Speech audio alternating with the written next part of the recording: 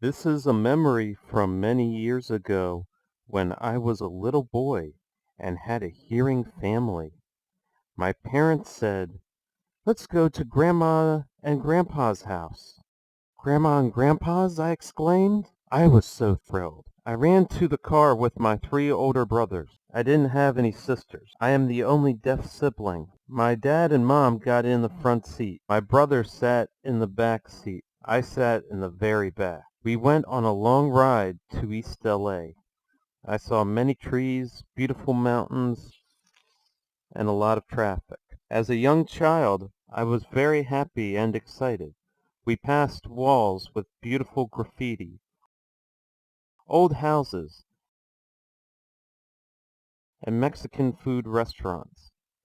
The area around my grandparents' home was old with many dilapidated houses. I was so excited when I got out of the car. I ran to my grandma. She pinched my cheeks, and we hugged each other tightly. My cousins ran to greet me, and we started playing. My parents hung out and chatted with relatives. My cousins and friends had water fights, food fights, and played hide and seek. We played hard and enjoyed ourselves. Of course, I couldn't hear, but I watched my cousins and other kids running through the house. The food was ready to be served. There was a long table with chairs lined up on either side. My parents gestured, "Come on, Mark." I raced to the table and plopped down in one of the chairs. I was excited because there were so many platters of Mexican food. Yummy! I reached for the food, but my father grabbed my hand. I tried to get food again, but again he pulled my hand away. He signed, "Wait, wait." I was very anxious to eat. At first, everyone was sitting around the table chatting, but they became silent when it was time to pray. My uncle gave the prayer. I watched, but didn't understand anything. Everyone's head was bowed. I observed and waited until he finished praying. I was overzealous and started shoveling food into my mouth as fast as possible. Everyone was chatting while I was pigging out. My father sat to my right and my mother to my left. I looked up at both of them as they were talking. I was just a small boy. I kept looking at everyone. They laughed so hard. I wanted to know what they were laughing about. My mom said, "Oh, it's so funny," but she couldn't explain and told me to keep on eating. I said, "Okay, fine." I continued eating. They kept laughing. Although I didn't understand anything they said, I imitated them laughing, pretending that I did.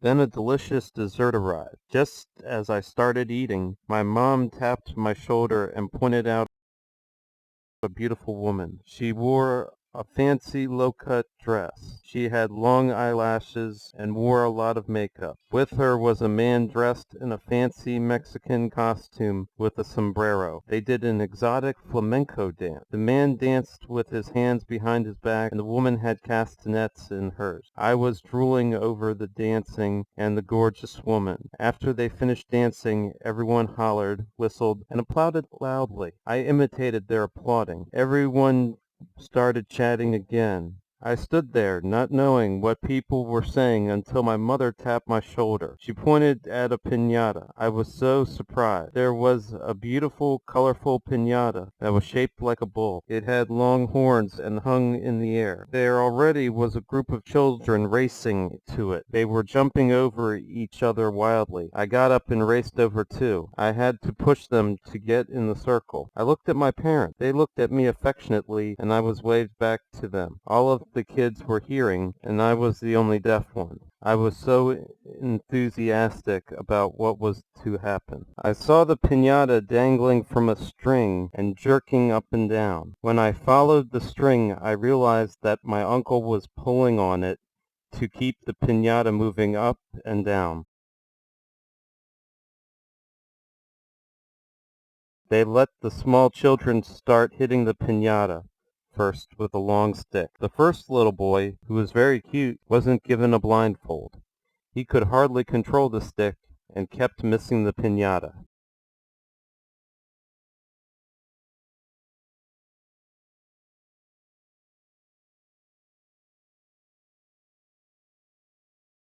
Children took turns trying to hit it. When it was my turn, I was so excited.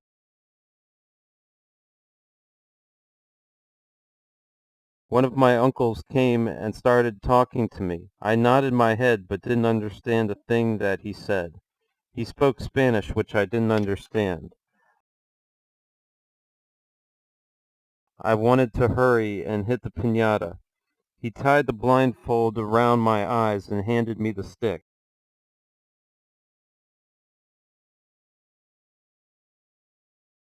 I swung the stick wildly.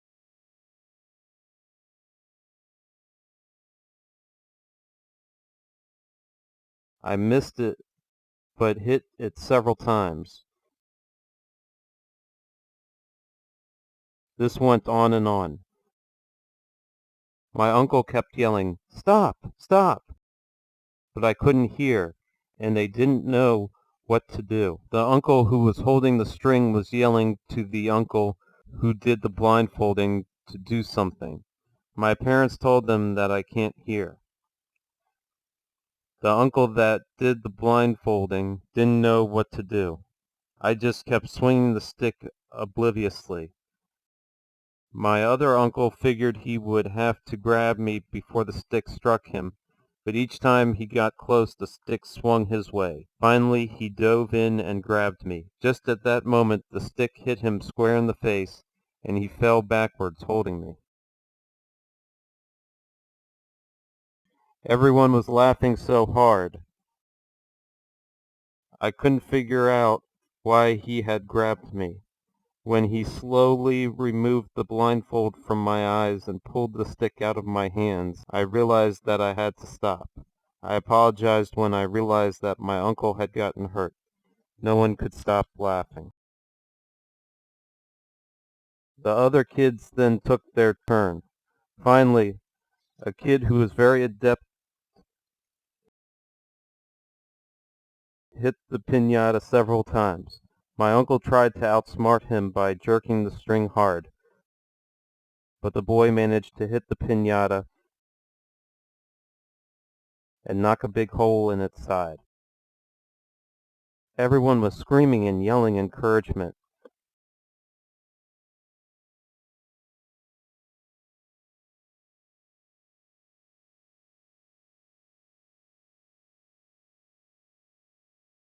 When the pinata got hit harder, it looked just like 4th of July fireworks. The candies flew through the air. Kids shoved each other aside to get the candies.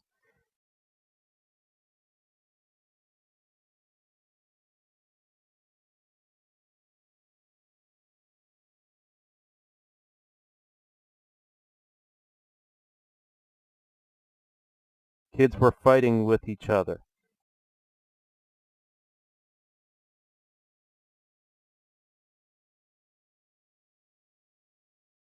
Aunts, uncles, cousins, everyone was roaring with laughter. I was banged in the head because I didn't have on any protection, like a football helmet. We kept banging into each other really hard.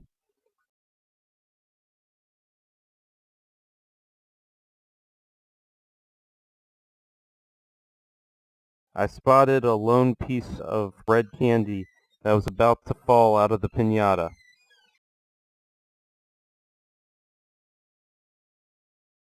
The kids all rushed in to grab it. I jumped high in the air to catch the candy as it fell. I was so jubilant because I envisioned that I was the only person who was going to get it. I dreamed of eating candy after candy till my belly swelled. I didn't care if I became fat. Just as the candy was about to land in my hand, other kids scrambled to get it. I was jostled and pummeled by kids crawling over each other to get it. I was knocked down and my head hit the floor. I didn't get that one candy, but plenty of others. Although I got really hurt,